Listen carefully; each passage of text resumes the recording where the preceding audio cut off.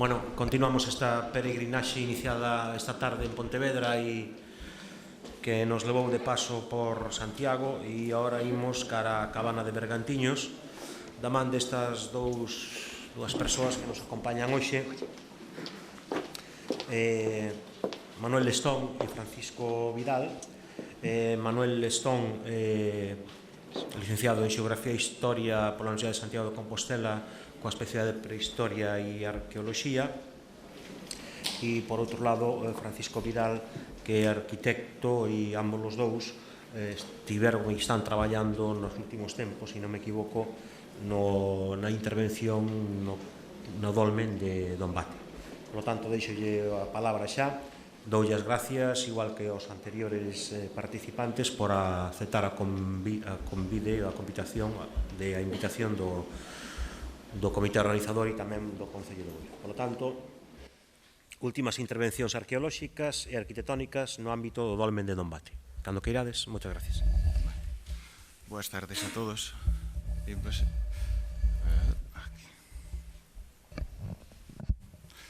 Para ver esta? Xa está. Vale.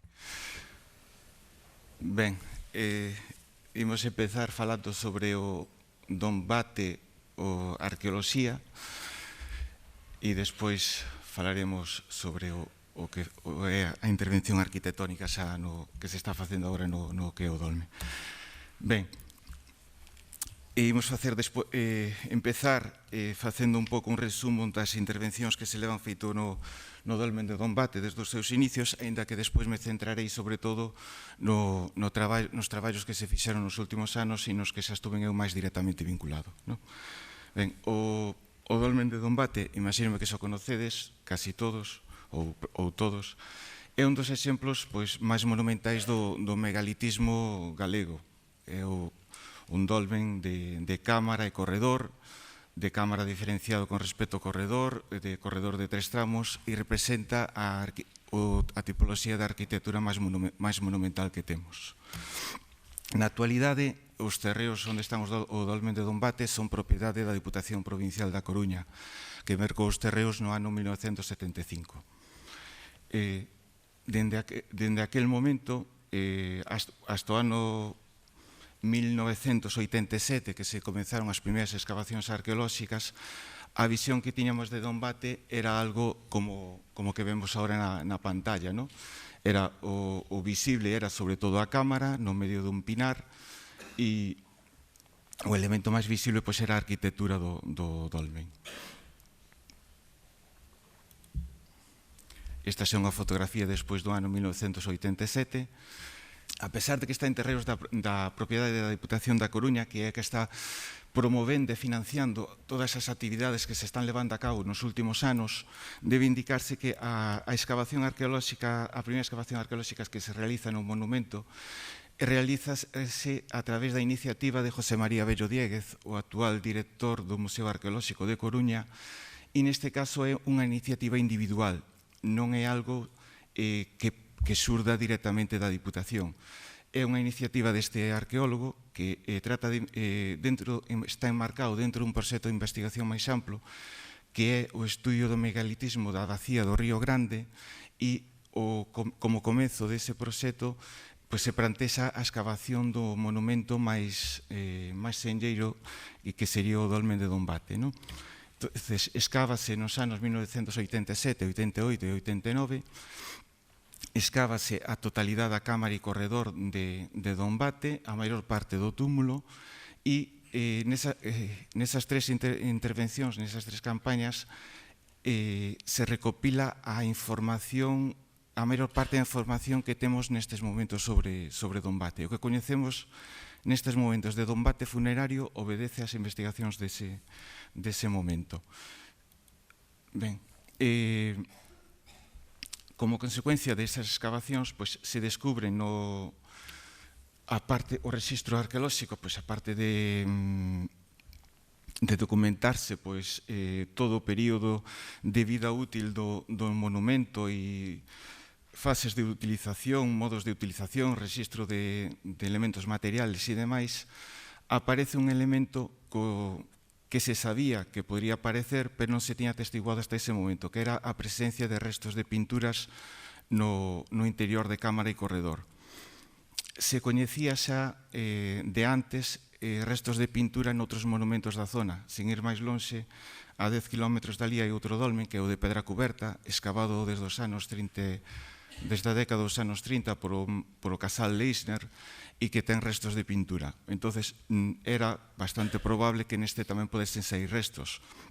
Sin embargo, non se sabía como iba a ser a calidad destes restos. Aquí vemos unha fotografía desde o corredor mirando para o dolmen e se ve que os restos de pintura son estas zonas así máis rojas que se ciñen sobre todo a parte inferior do dolmen. Aquí é unha mostra dos restos de pinturas na parte inferior do dolmen. Solo se conservan, sobre todo, no tercio inferior, abarcan unha cenefa hasta casi 1 metro de alto. En orixe deberon de cubrir a totalidade do dolmen, pero non se conserven debido á acción dos axentes erosivos, sobre todo atmosféricos, e se conserva na parte inferior gracias a que despois do abandono do dolmen hai todo un proceso de sedimentación, se vai cubrindo paulatinamente o interior a través de sedimento e ese mesmo sedimento é o que vai protexendo os restos de pintura. Ben, unha vez que se remata esta campaña do ano 89, se plantexa que se fai a partir de aí con monumento, non? Se sabe que os restos de pintura son moi vulnerables, entón, que facemos? O deixamos, coa visión do final da excavación, vemos a arquitectura e deixamos os restos de pintura á vista, ou para asegurar a súa preservación, cubrimos outra vez todo o interior e así conseguiríamos que non ralentizar o deterioro da pintura, pero impediríamos máis ben que se pudesen ver. A partir dese momento ábrese un debate e se decide a opción que se elixe é a de que as pinturas queden á vista. Entonces, xurde como consecuencia desa elección, se plantexa a necesidade de construir algún tipo de elemento arquitectónico que garanta a conservación destes restos. Esta vai ser todo o que se fai a partir deste momento en Dombate ben derivado de que se fai coas pinturas. Entonces, unha vez que se opta con que as pinturas se van a deixar á vista e se van a deixar nesta situación, hai que cubrilos de alguna maneira. E a partir de aí se remata este estado final da excavación do ano 1989, se cubre todo o resto o que é o xacemento e a partir de aí comeza todo un longo proceso donde se van dando, así sendo resumindo, pois se dan, por exemplo, nos anos 1989 e 91 varias campañas para facer unha primeira limpeza e consolidación das pinturas. O terreno que tiña marcado inicialmente desde o ano 75 a Diputación e que coincide con este muro pisa en algúns puntos o xacemento e entonces se van adquirindo novos terrenos e se van ampliando, estes terrenos pasan de ser privados a ser públicos. E, ao mesmo tempo, a espera de que se defina cal é a solución arquitectónica que se executa sobre o xacemento, se deseña unha cuberta provisional, que é esta lona que vemos aquí, que impide, por un lado, impide a visión do monumento dende fora, pero trata de garantir que non incida directamente a auga sobre o monumento, sobre todo sobre cámara e corredor, para impedir que haxa lavado das pinturas. Esta cuberta foi diseñada no ano 1991, foi diseñada e colocada no ano 1991, se pensou que iba a ser algo provisional para durar 4, 5, 6 anos como moito, e ao final durou 17 anos. Tuvo un deterioro máis que evidente. Esta é a coberta desde dentro. Como apenas deixaba ventilar, o obxectivo de protexer as pinturas conseguiuno dunha maneira bastante aceptable, porque aínda que hai, polos informes dos restauradores, a pesar de que parece que hai desprendimentos en algunhas zonas, non existen deterioros realmente graves, ¿no? Pero igual que se consigue ese efecto de conservación sobre as pinturas, sobre o resto do monumento, ao estar tan afogado por esa cuberta, hai un proceso de... se vai enchendo de vegetación, hai zonas que o deterioro da cuberta vai chovendo e os perfiles van caendo, vai erosionando, e ao final foi necesario en algún momento realizar algunha campaña de limpeza. Por exemplo, esta fotografía coincide con unha desas limpezas que se levou a cabo no ano 2002. Dentro do que son os labores que se levaron a cabo no Dolmen, a nivel de protección urbanística, hai que destacar, no ano 1999 se aproba o plan director das actuacións sobre o Dolmen. No ano 2002, un plan especial de protección, que despois é posteriormente modificado no ano 2005. Páxina seguinte. Unha das cousas, a pesar de estar coberto por esta cuberta, era bastante solicitada a visita por parte da xente, e dentro do ano 2004 a Diputación da Coruña abriu un servicio de atención de visitantes para atender a toda aquela xente que se desplazase hasta o monumento e explicarlle un pouco que se fixera hasta ese momento no Dolmen e que se iba a facer a partir no futuro. Decir que nos primeiros anos, desde os primeiros anos, a cifra de visitantes era bastante elevada, pese a que a condición de visita non eran as máis exeitadas, estábase sempre sobre unhas 10.000 persoas por ano. Creo que no último ano estuveron xa sobre 13.000, co cal xa é un número bastante interesante. Outra visión da xente visitando o Dolmen coa lona ao fondo. Dentro das actuacións que se fixeron de acordo co plan director de Dombate, foi a modificación dunha estrada local. Vamos a ver, na liña deste poste eléctrico, aquí está a lona que cubre o Dolmen, por esta zona dereita pasaba unha estrada local. Aí está.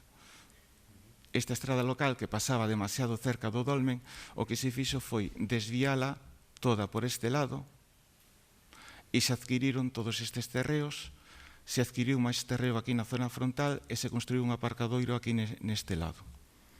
Estas actuacións do que é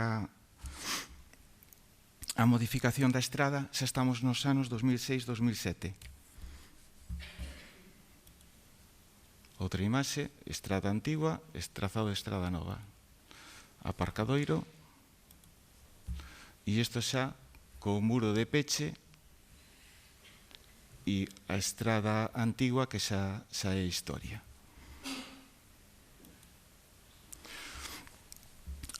Nestes anos 2006-2007, ao mesmo tempo que se vai facendo estas obras no que é a contorna do Dolmen, vanse facendo, fixéronse unha serie de sondaxes valorativas no terreno que hai, o Dolmen temos aquí sempre como centro, no terreno que hai inmediato ao Dolmen,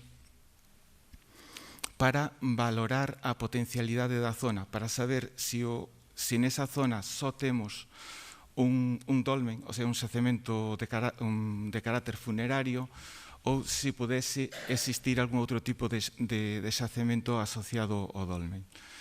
Estas son sondaxes de 2007, as jaimas estas se fixo no inverno, están cubrindo parte das sondaxes e saíron unha serie de estruturas que compartindo espacio co dolmen, aínda que tendo en conta as sondaxes que fixemos, pois nese momento non podíamos vinculalas directamente co xacemento.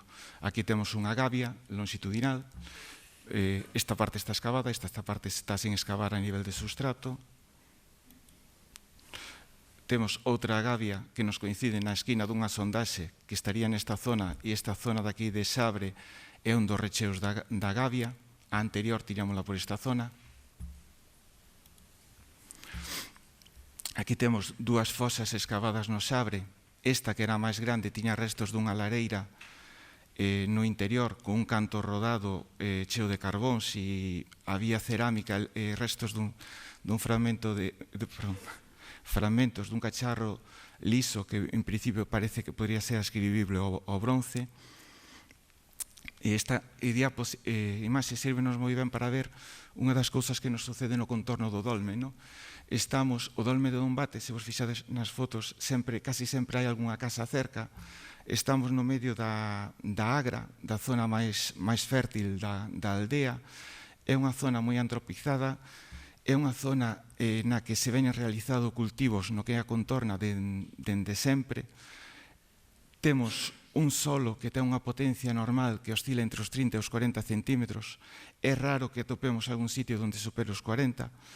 Entonces, estamos con unha potencia na que é moi fácil que sexa vulnerable a acción do arado, ao traballar a terra. Por exemplo, temos todas estas marcas longitudinais que son as marcas de rella de arado.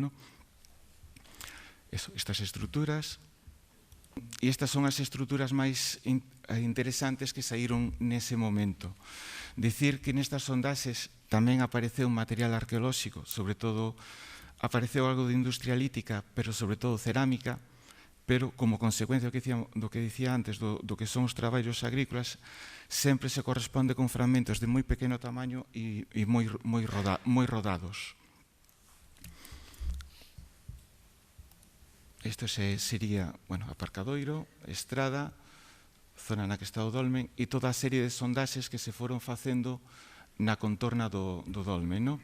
Os vermellos son os que deron positivo en estruturas e materiais, os verdes os que deron materiais e non estruturas, e despois os azuis son os que non deron ningún tipo de nin material nin estruturas. Pero temos que existe documentase despois desta sondaxe de 2007 que existen restos arqueolóxicos na zona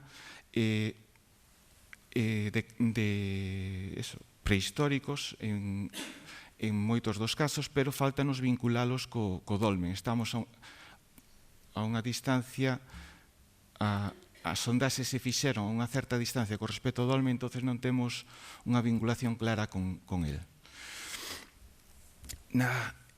Continuando ca dinámica de facer das actuacións que se levan a cabo no dolmen, esta cuberta que estaba desde o ano 1991 sobre o dolmen, cada vez se vai deteriorando máis, non sirve para o que foi deseñada. Entonces, se propónselle a Diputación, e a Diputación acepta, que se coloque unha macrocarpa cubrindo todo o xacemento, eliminemos a lona antigua, aseguramos as condicións de conservación do monumento e facilitaríamos ao mesmo tempo a continuación das excavacións arqueolóxicas na seguinte fase. Esta é unha imaxe do proceso de montaxe. Esta como quedaría o interior da carpa vendo o dolmen unha vez retirada esa lona negra. Vense todos estes postes que foron colocados no seu momento para soster a malla metálica sobre a cal iba a lona, que despois na excavación fai 2 anos xa se retiraron todos. E esta é unha imaxe da visión dende o exterior, como quedaría. E todo era moi feliz e moi bonito. Isto foi de marzo do 2008 hasta que chegou a xaneiro do 2009, nos chega o ciclón Klaus e nos manda todo a paseo. Co cal non nos vale para nada iso, hai que retiralo e empezamos de cero. Estamos ano 2009, xa se ten decidido cal é a solución arquitectónica que se vai a levar sobre o xacemento, que vai ser a que despois explique aquí Paco. Entonces, nesa proposta hai diseñadas dúas accións así prioritarias, no? Dentro do que é estrada, aparcadoiro, todo este color verde coincide co espacio propiedade da Diputación. Vai haber aquí nesta zona, que estamos o dolmen está aquí, a uns 100 metros do dolmen, un edificio de recepción, e despois sobre o dolmen se vai construir un pabillón de protección. Seguindo a normativa urbanística, sobre o dolmen estamos nunha zona que está calificada como zona de protección integral e procedemos a excavar en área toda a zona afectada pola construción do pabillón de protección.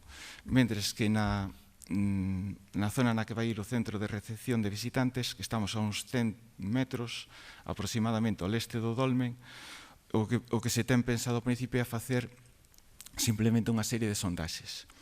Como despois da realización das sondaxes continúan saindo nesta zona restos de material e tamén sale algunha estrutura, veremosla despois nas fotografías, sai unha fogueira na sondaxe 2 e unha gavia entre a 5 e a 6 que continúa cara a esta zona, cara ao dolmen. O que se fai é estas excavacións se fixeron en área e sondaxes na primeira metade do 2009 e a finais do 2009 se ampliou esta zona a excavación en área, tendo en conta os restos que apareceron. E ao mesmo tempo se desplaza a posición do edificio para liberar a gavia que vai aparecer nesa zona. Imaxe do dolmen ao inicio das excavacións, xa sin carpa, e isto, ao final de todo o proceso de excavación do ano 2009, cas dúas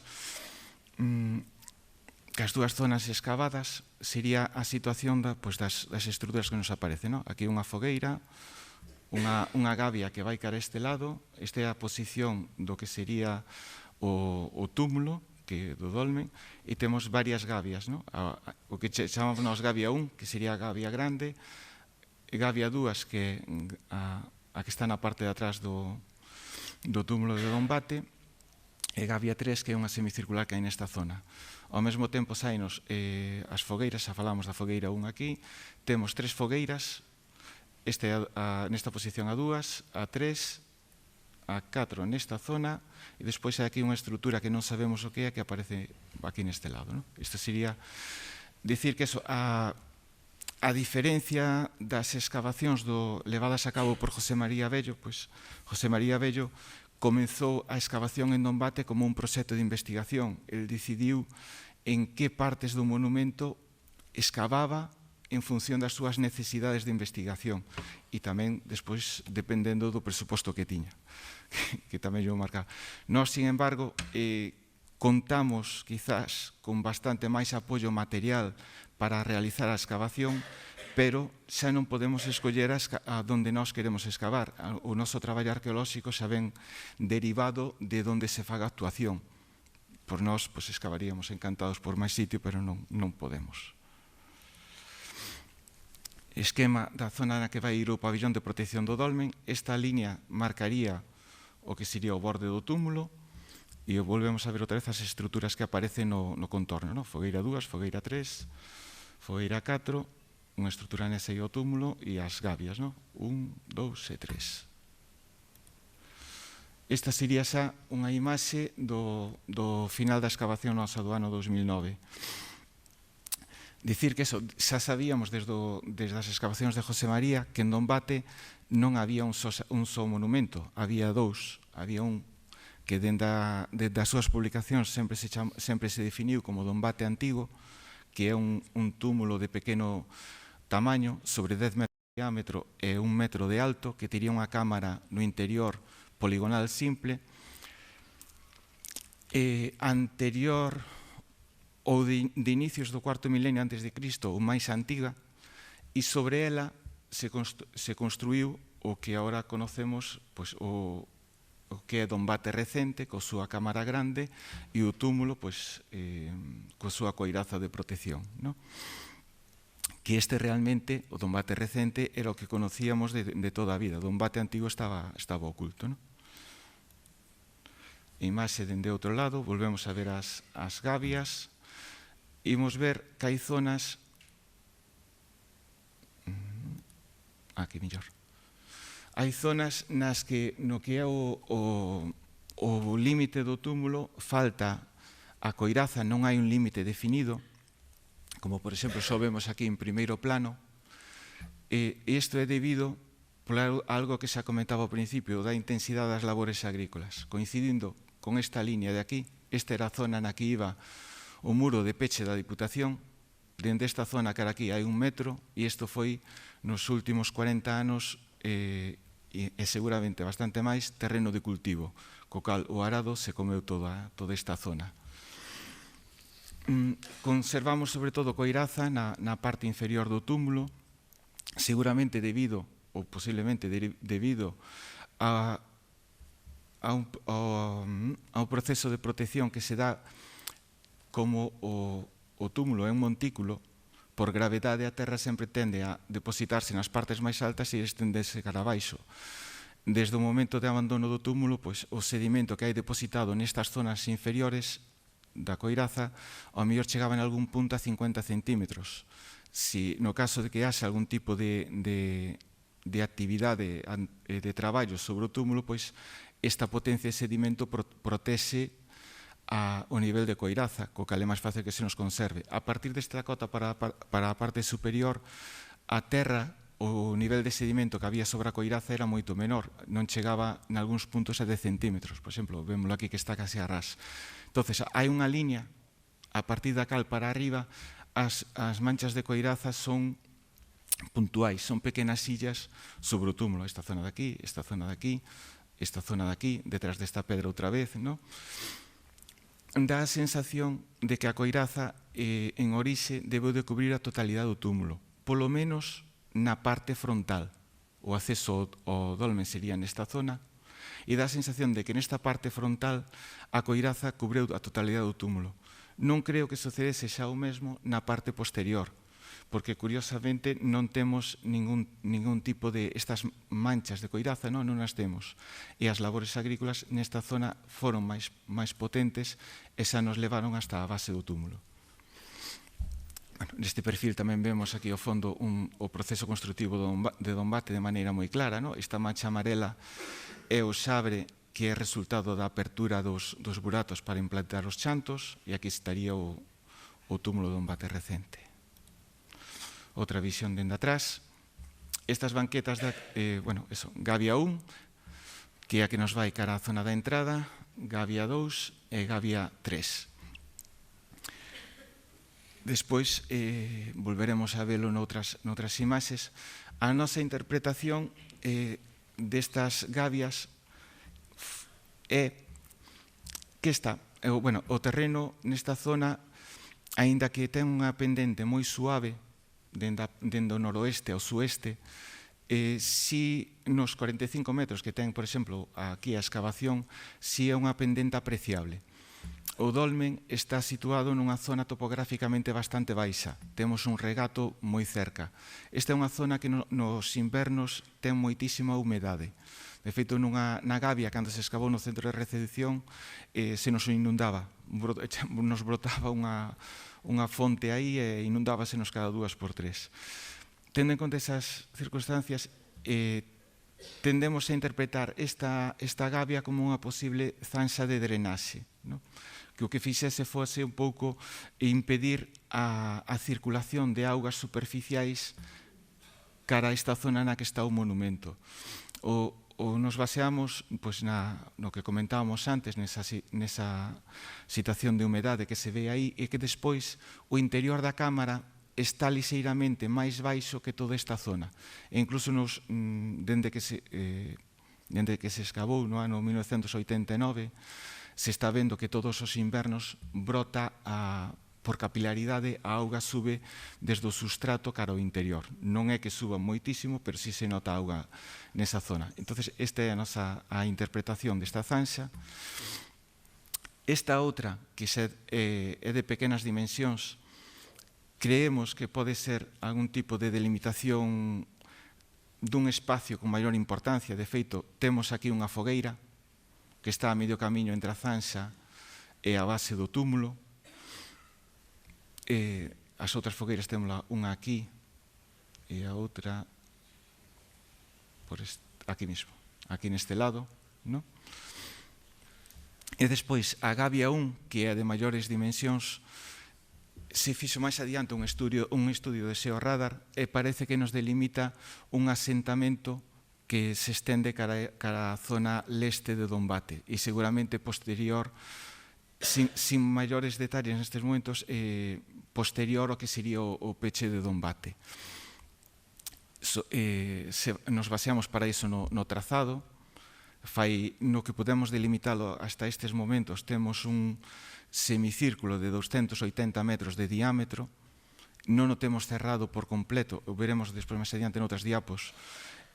Non o temos cerrado por completo porque coincide outra vez en zona agrícola e daba a persoa que fixo o estudio de xeorradar, dicía que apreciaba bastantes distorsións nas lecturas, pero se estende cara a esta zona. Unha imaxe desde atrás o Tredo Dolmen e xa desde o outro lado, vendo Dombate antigo e Dombate recente. Outra vez coas fogueiras, estas dúas, e a terceira que víamos antes aquí neste lado. Fogueiras que posiblemente estén relacionadas co propio uso funerario do dolmen. Non temos restos de carbóns de todas elas, pero de momento aínda non contamos con ningún tipo de datación. Estamos á espera de que nos próximos meses dende a Diputación nos habiliten outra vez diñeiro para poder facer datación sobre iso. Dombate antigo, o Circo de Dombate antigo, onde estaría a Cámara de Dombate antigo. E agora pasamos a ver un pouco as estruturas de fora. Isto é a fogueira 2, con respecto ao dolmen, que simplemente é un enlousado que se fai sobre o solo da época e sobre ese enlousado hai restos de carbóns. Son fogueiras todas elas diferentes. Esta é a fogueira 3, que é unha cubeta aberta no Sabre. Practicamos un corte e imos a ver despois como hai un nivel de carbóns potente, pois fan un lume nesa cubeta e unha vez que rematan de facer ese lume, sellan esa fogueira. Posiblemente, eso, o que dicía antes, este relacionado con algún tipo de ritual relacionado co uso funerario do dolmen. Aquí está o sellado da cubeta e aquí é a mitad dun deles. Vese, creo que é evidente a marca toda de carbóns de ardido que hai aquí neste lateral. A fogueira 4, que aquí o que temos é outra vez unha cubeta e vese moi evidente a mancha de carbóns. E aquí está a estrutura indeterminada que vos comentaba, que está nesta zona, é un semicírculo delimitado por pedras, non ten carbóns, non ten materiales asociados,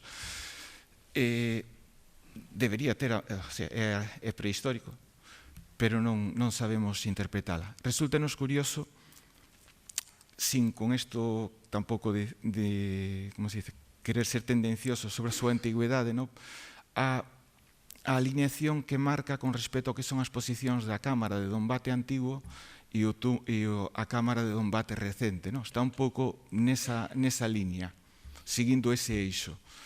Con iso, parece que se puidera estar buscando un pouco esa intencionalidade. Isto non quere dicir que isto sexa o Dombate máis antigo, o antigo e o recente. O mellor simplemente é algo que foi feito nos últimos momentos.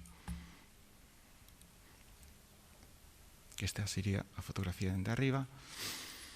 E agora xa, nesta posición que é onde está deixamos unha serie de banquetas nas gavias sin excavar para facer despois retirada de mostras e a ver se se pode realizar algún tipo de analítica sobre elas, de sedimentos para poder datar e demais. E aquí a posición do perfil que imos a ver agora, que é este de aquí. Estas gavias deberon de ter unha vida bastante azarosa, porque documentanse, sobre todo na grande, varios procesos de apertura, sedimentación, que pode ser natural ou intencionada ou de orixe antrópica, no? E despois outra vez procesos de apertura. E diferenciase moi ben porque aquí hai en varios momentos, en algunhas zonas da gavia, hai capas de xabre estendido que se non hai unha persoa que o estenda, de xeito natural non se estende, no? Entonces ten unha vida así bastante, debe de ter unha vida bastante interesante. Fáltanos saber nestes momentos, pois, poder realizar estudos sobre os diferentes recheos e que nos definirían un pouco mellor pois a vida, este é o perfil do recheo da gavia grande, no? E definiríanos mellor, axudaríanos a situar mellor a época dese poboado, no? A época de vida dese poboado. Esta é a mesma zanxa, xa onde estaría o centro de recepción, o dolme está ao lonxe, por aquí, e aquí outra vez o seu perfil, coas interpretacións das diferentes segmentacións e coas aperturas, recheos e demais. Esta era a fogueira que había no centro de recepción, que volvía a ser parecido a a fogueira 3 que víamos ao lado do dolmen e que era un nivel de carmós sobre o que se colocan despois unha capa de seixos. Fogueiras que tamén, por outro lado, están aparecendo en excavacións dos últimos anos noutros túmulos ou en poboados ao aire libre tamén. Aquí se ve o nivel de carbóns, outro corte. E isto xa ahora é sobre a zona que se excavou en área no pabillón de protección do dolmen, marcando que sería o límite do túmulo, a distribución toda de materiais, no? Hai un vacío claro que nesta zona, porque é por onde pasaba a estrada antigua, que pasaba a 3 metros escaso do borde do túmulo, a que se trasladou agora. Hai bastante presencia de materiais cerca destas fogueiras, e despois do que son as gavias para esta zona xa se localizou menos material. Posiblemente ao mellor porque esta zona que antes a tiñamos rota tamén polas actividades agrícolas, pois é esa mesma actividade agrícola que seguramente desgregou máis o material arqueolóxico e nos alterou o rexistro. Esta é a zona do centro de recepción, co trazado da gavia e a distribución de materiais. Esta sería a fogueira desta zona. Esta é unha lámina con algún dos materiais que apareceron na zona inmediata ao dolmen, con cerámicas inciso-metopadas. Aquí hai algo de campaniforme. Sempre, se vos fixades na escala gráfica, aquí 3 centímetros, son sempre fragmentos de moi pequeno tamaño. Temos unha potencia moi escasa e ese material estuvo rodando aí continuamente. De feito, aquí está o dibuixo de cousas que se ven así claras ou que ten decoración, que é moito máis fácil de clasificar. Incisa, bueno, campaniforme, liñas incisas, unha fuseiola.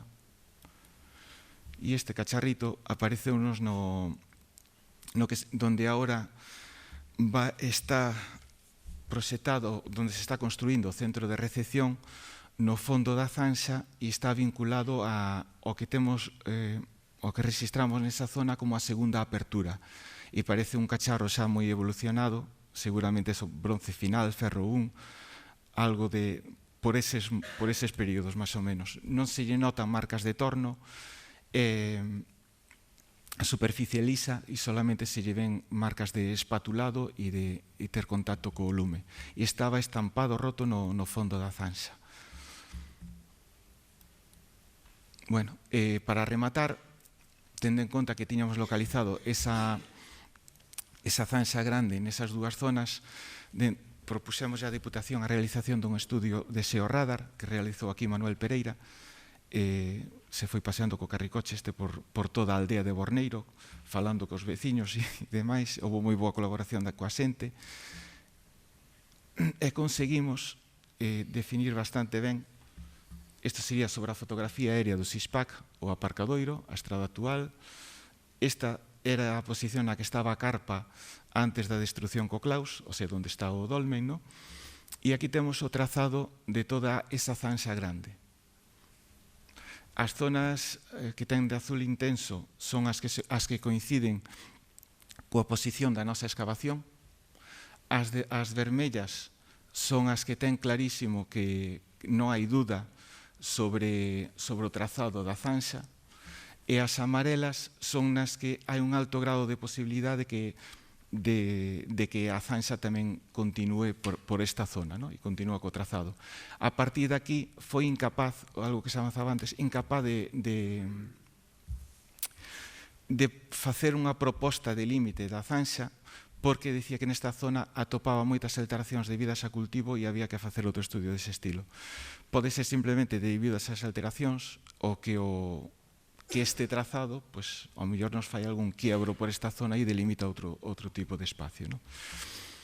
Unha das conclusións interesantes das excavacións destes últimos anos pois é que Dombate, ademais dun xacemento de carácter funerario marcado polo dolmen, pois parece que é algo máis, que tamén hai utilización como asentamento no contorno do dolmen. De feito, nesta zona de aquí pois aparecen materiales, sobre todo cerámica, e tamén de momentos antigos, que tamén o temos nesta zona do dolmen. Temos, por exemplo, cerámica campaniforme tamén, dun momento aí que está marcado dunha forma moi concreta. E ao mesmo tempo temos agora xa o trazado desta Zanxa, co cal non é un xacemento morto, non é un xacemento que se escavou, se rematou de escavar nun momento e xa se acabou, sino que é unha zona na que parece que houve unha actividade importante en época prehistórica. De feito, no que sería a parte inferior desta fotografía, a uns 200 metros hai unha necrópole de cistas, que son as cistas da Insua, decorada, que teñen decoración grabada na parte interior, que están depositadas no Museo Arqueolóxico de Coruña. Bueno, isto é, final, é un pouco o que se fixo a nivel arqueolóxico nestes últimos anos no dolmen, e agora paso a palabra para... Pois esa imaxe que veíamos, funciona? Sí. Que nos deixabas aí a última imaxe, era a primeira que tiña presentado poñer, e como son un recén chegado a esta historia, como se pode dicir, dentro dese proceso de 20 anos, pois eso, que acabo de chegar aquí, esta imaxe que vemos antes era a imaxe que tiña eu do monumento. Pois como a todos os que estudiamos na Coruña, os colexios nos levaban un día de excursión por aí, deixámonos caer por aí, e aparecíamos debaixo desas pedras. Esa foi a primeira visión que tiña eu desto. E despois, a posterior, pois ímola a deixar ver un pouco na presentación. Entón, bueno, estos son documentación hasta que non aparece o que é o último concurso dos proxectos arquitectónicos que se plantexa recentemente, fai 2 anos. Estos son documentos do plan director, do plan especial, de toda esa parafernalia que hai que montar para darlle viabilidade ás intervencións neste tipo de... O plan director pareceme un dos documentos, tal vez, así analizada a documentación que tiven a miña disposición despois de entrar no proceso, tal vez o que vai fixar o documento que tal vez máis importante neste proceso. Este sería un plano da implantación dos núcleos nesta zona, nesta plataforma que vemos aquí. Enténdese moi ben a situación de Borneiro porque está situado aí. Sería un tema de outra charla, pero a verdade é que as implantacións nesta meseta aquí enténdese bastante fácil. Este é planimetría xa do plan especial, un documento posterior que vai a abarcar todas, vai a resumir, pero bueno, vai a concentrar o que van ser as intervencións arquitectónicas no ámbito. Pero non me vou parar moito nestes documentos porque xa Manolo falou algo deles.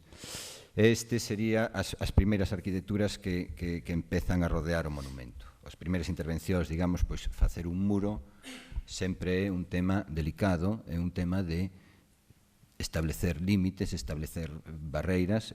Este o primeiro plano que eu cando vexo, ora así, que analizo do plan, pois, bueno, xa nos avisaba esas curvas de nivel, están ao redor do seu, xa avisaban de algo, non? De que aquí pasaba algo. E claro que pasaba, non? Avisou de que tiña de todo, tiña coraza, corredor, pinturas, había de todo, non? Bueno, a planimetría esta do plan director é a que, como digo, é o primeiro documento que encontro no todo o proceso gráfico, un proceso gráfico, pero así como toda a memoria, que é un tema denso e moi completo, é a verdade que incide claramente pois, toda na problemática que ten o monumento, o tema dos drenaxes, o tema da problemática das pinturas e tal, pero aparece esta planimetría primeira de que en gráfico preséntanos unha intervención e plantexa pois, un primeiro edificio, unha primeira edificación que aparece nesta posición na parte da zona de entrada, cando ainda a carreteira, a vía, a estrada ainda non estaba, ainda estaba pasándolle moi próxima ao monumento. Si se descuidan, xiu. Entón, pois, temos o primeiro ámbito, o recinto. É a ubicación dunha primeira plataforma onde se pretendía a ubicación da zona de acceso, non? Extraña porque a ruptura que plantexa nese sentido a estrada, a zona de aparcamento, a zona de entrada, e o ámbito que quedaba aquí quedaba moi xusta, non?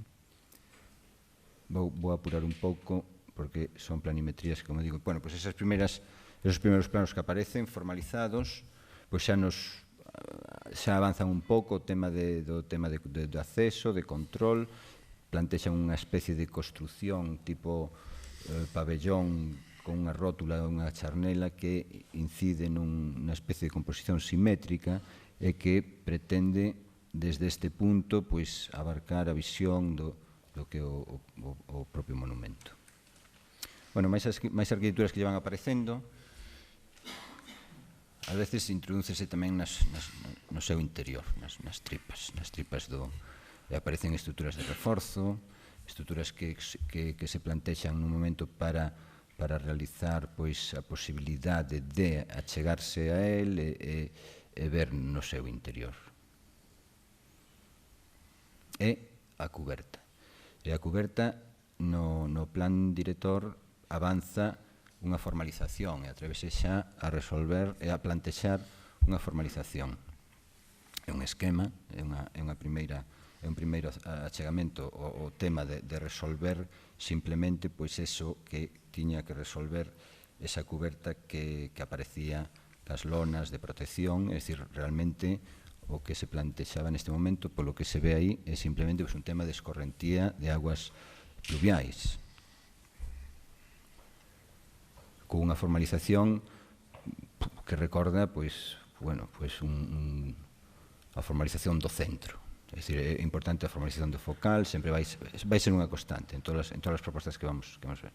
Bueno, este era o plano que ti presentaba, Manolo, a imaxe, unha foto, que é o tema do desvío da estrada, que posibilita, de algún xeito, que vai posibilitar a consecución de espazo alrededor do propio monumento para acometer tanto que sean as sucesivas fases de excavación como as intervencións. Bueno, como xa presentaxe algunha imaxe desto, pero se tiña que falar de arquitecturas que llevan aparecendo ao seu redor, pois tiña que falar desta, que en principio por fora así parecía que, bueno, poñíanos tristes porque ver así eso aí, pero bueno, por dentro, ainda, bueno, parecía que...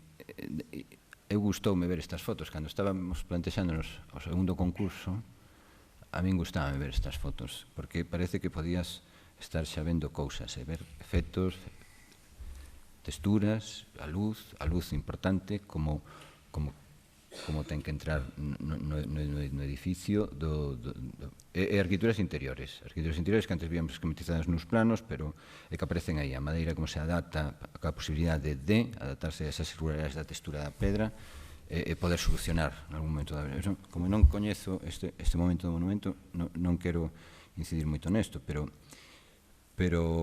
as imaxes creo que son como moi esclarecedoras do espazo que hai abaixo. Eu só estuve unha vez aí dentro. Son as arquitecturas que temos aquí, é dicir, que realmente siguen nos dando pistas. É dicir, isto, así como a outra presentábanos texturas de luz, texturas dun material da luz entrando a través dun material, esta presenta a transparencia total, a uniformidade da luz. É dicir, que seguramente foi adecuada hasta que durou e chegou hasta onde chegou para realizar traballos de excavación, pero realmente o efecto plástico da luz entrando por esas cubertas desvirtúa totalmente o monumento. Bueno, isto é a primeira convocatoria para un concurso que se fixo de arquitectura e non sei por onde andaba nestas fechas, nestas datas, porque a verdade que eu non sei por que non me presentei, algo estaría por aí argallando, pero a verdade que neste primeiro concurso non me presentei. Bueno, vou a resumir un pouco así a proposta que resulta gañadora dese primeiro concurso, que plantexa unha edificación, pois, onde vai a ser, se está aí. É dicir, aquí non hai moitas posibilidades de andar buscando, si xiro, si non xiro, si tal, por aí.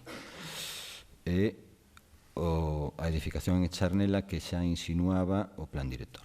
Esta edificación que xira aquí é que focaliza este tema do acceso hacia o monumento.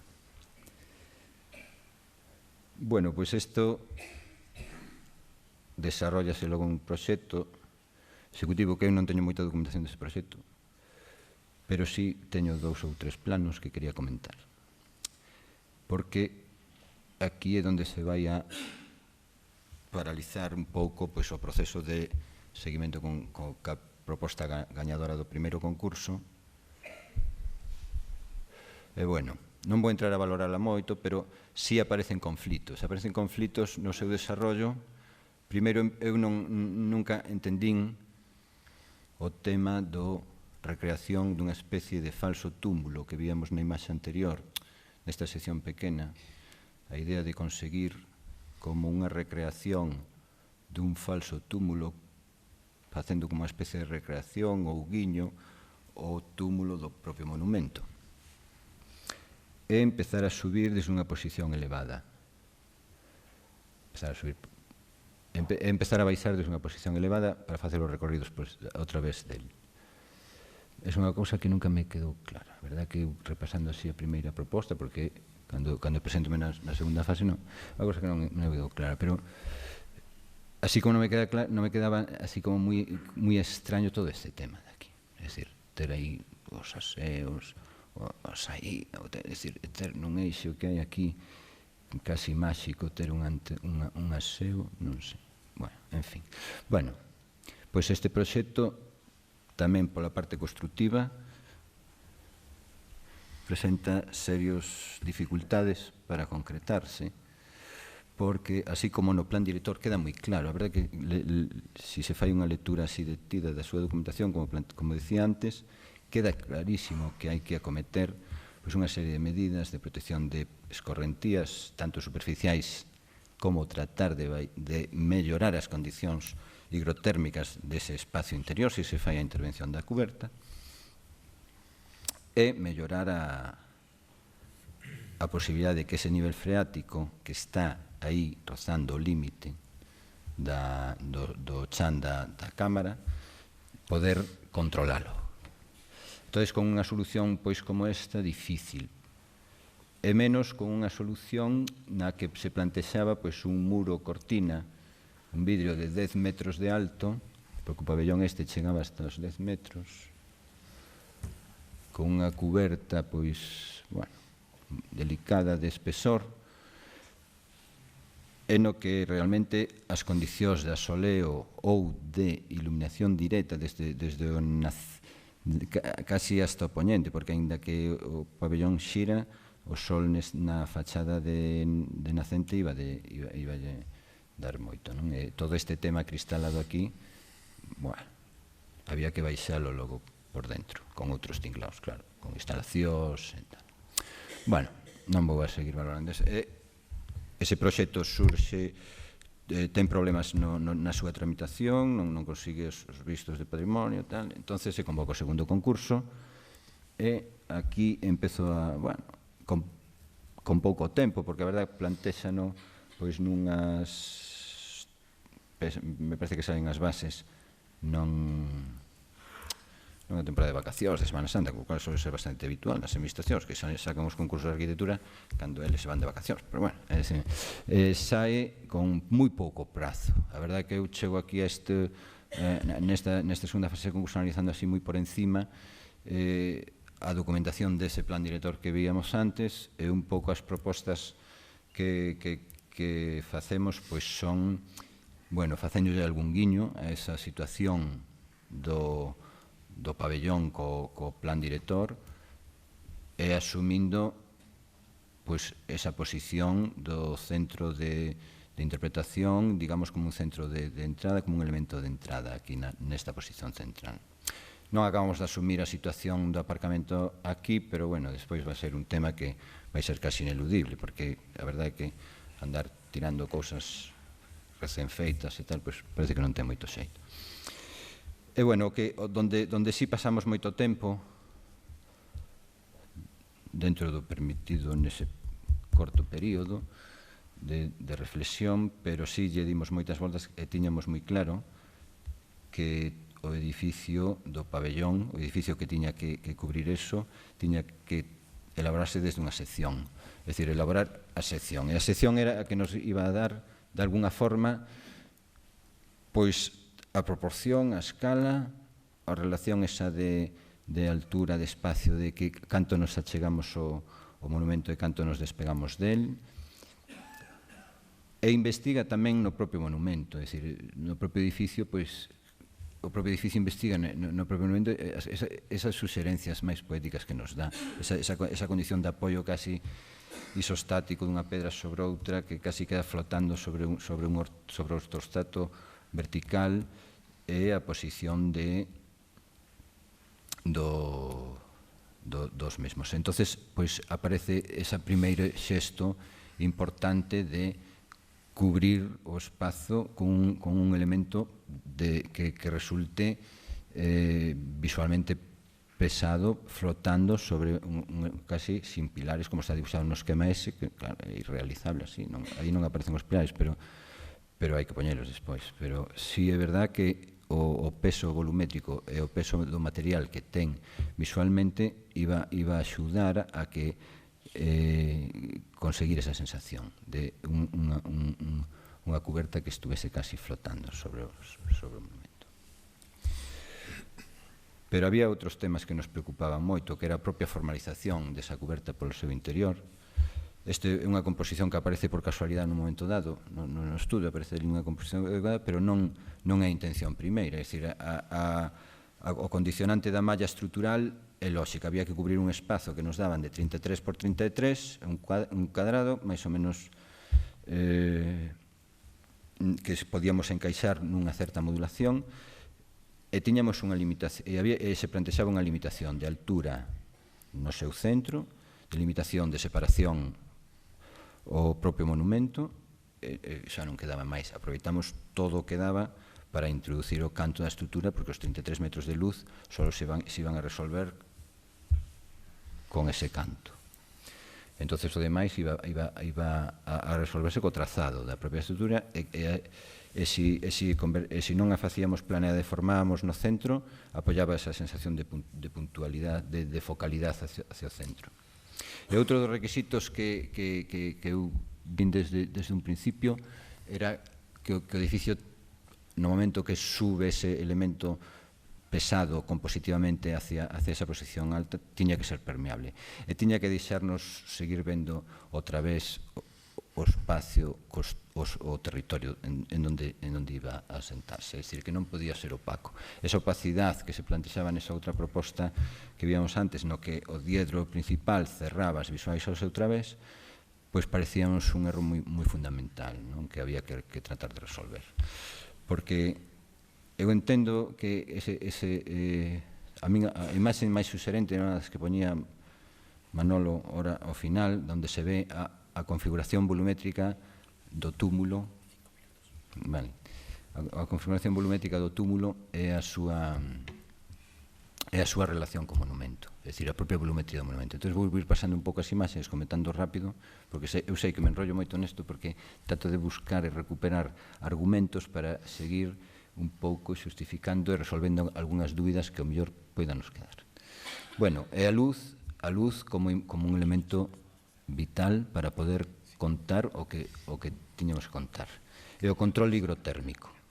Tiñamos que facer un edificio de baixo para casi prolongar o edificio hasta baixo e aislar. Foi a primeira vez que realmente tuve que explicar bastante ben na obra, é dicir, porque estábamos aislando térmicamente un muro que estaba aí debaixo e que dun lado tiñamos terra e do outro lado tamén tiñamos terra. Bueno, era por eso. O marxe de control do